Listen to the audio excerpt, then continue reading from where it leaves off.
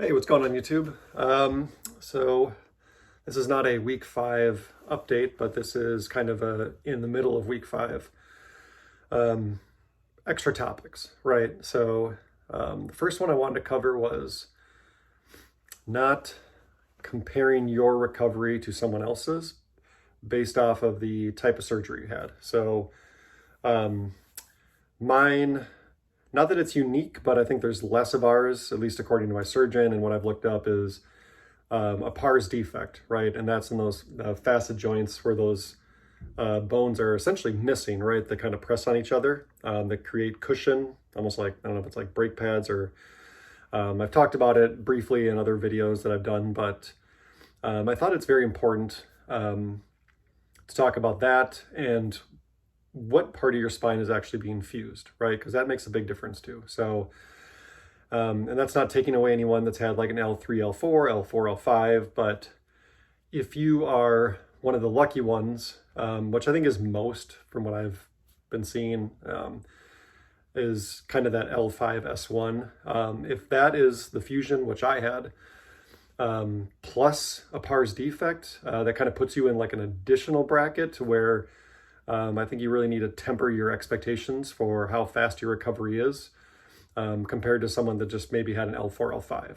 And again, that's not taking away anything from anybody that's having spinal fusion in that area of the spine, but that L5S1, that hinge point in your lower back, is not easy to recover from. And then you couple that with the pars defect where you're missing that bones, and I'm pretty sure that the surgeon wasn't 100% certain if it was a birth defect basically or if it was a injury. I'm almost positive it was an injury from about 12 years ago doing bent over rows and just feeling like a knife went into my back. I think that's basically when it happened. Whether it was a bilateral or just a single side, right? It doesn't matter at this point. I don't have those. So now I just have the rods, right? And then the 4 screws, the hardware at the base there. So for me, watching videos and reading up on people's recovery, I think I tried to push myself a little too much, especially week 4 and 5 here, to where I was starting to get more sacrum pain again, right beneath the S1, because I'd hear about people doing more, right, by week 5, feeling, way better. And I feel good. Like the first walk of the day is always on the little clunky and rigid.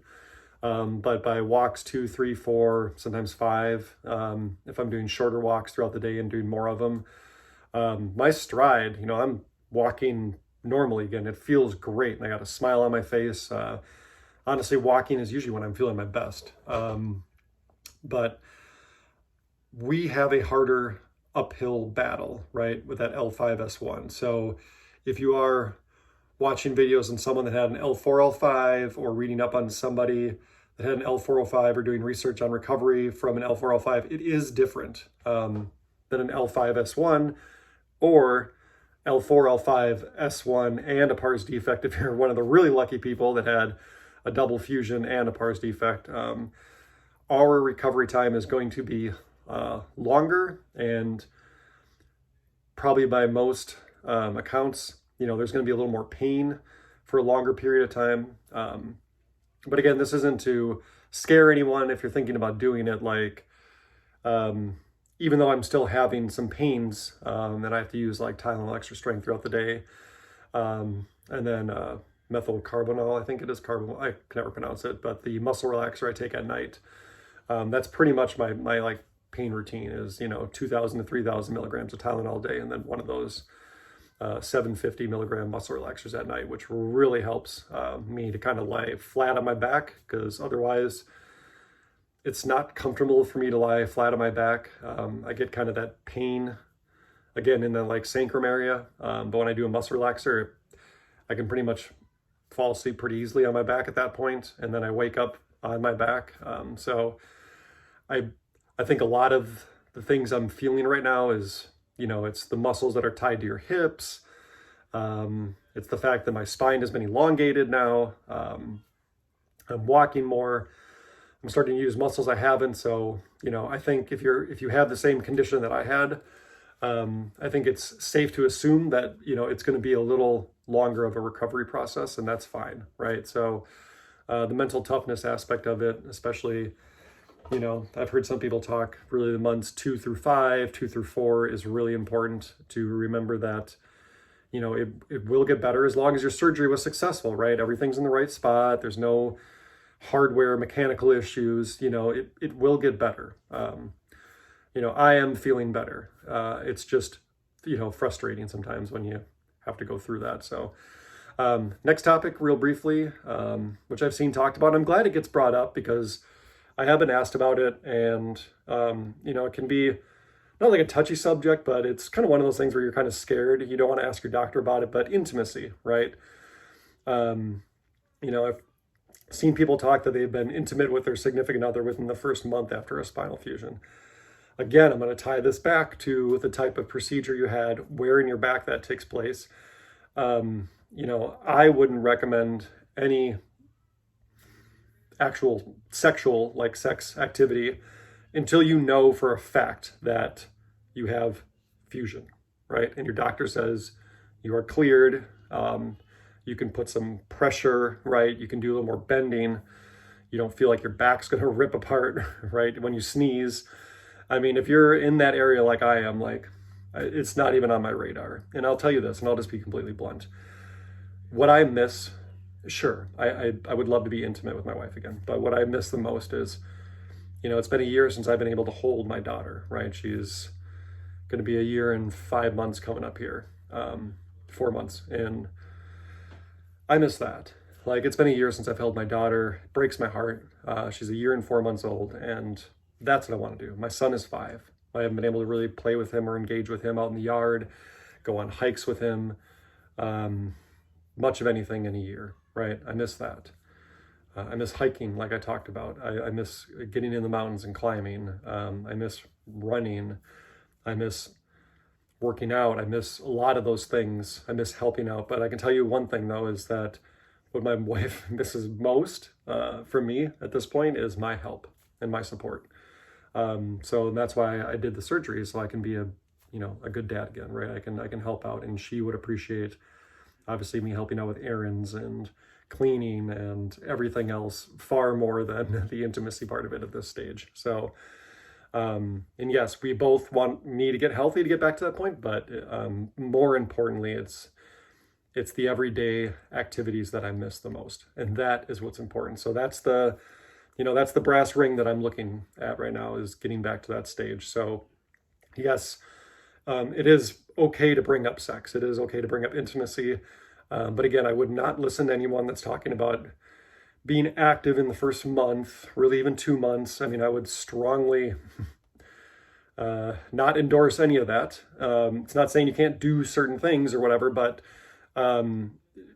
it's not worth it, right? What is important is your health and what you can be to your family again, what you used to be, right? What I used to be was an extremely active, engaged father. To then being sidelined, that's heartbreaking. So yes, so don't be afraid. You can bring it up. You can ask me questions. Literally, it's a safe zone, so it's all good. But I would really, if you see videos talking like that, and someone, and I'm not saying it's like a soft brag or something where like, oh, I was, active in the first month. I just don't think it's important at that point. I don't think it's necessary to talk about at that point. And I just probably wouldn't even entertain at that point, right? Focus on your recovery. Those things will come in time, right? And the last thing, to kind of tying this back to the first thing, and then I'll stop the video, having a good bed. So we kind of splurged a little bit and got a Sleep Number bed. It won't arrive for another couple weeks, but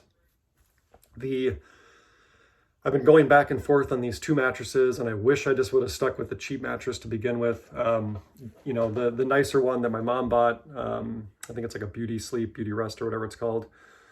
Feels great to sleep on, but man, getting out of bed was excruciating. Like, I would log roll, my form was good, but the minute I would sit upright on the edge of the bed, it had kind of a pillow top, and I would sink into it. It just, like, that sacrum area, my lower back just felt like it was in a vice, and it was just horrible pain.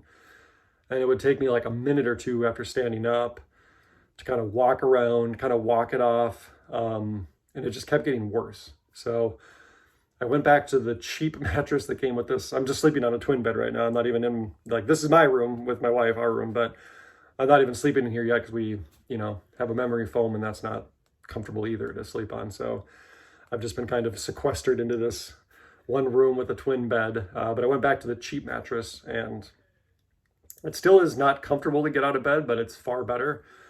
Even after this first night going back to the cheap mattress again, that was when I felt my best. Like halfway week 2 to just the beginning of week 4, I was on the cheap mattress, and I felt like that's when I was making my biggest gains. I don't remember having that much pain getting out of that bed. I felt good. I think even in my old videos, I talk about like maybe looking forward to getting out of bed, like it wasn't a big deal.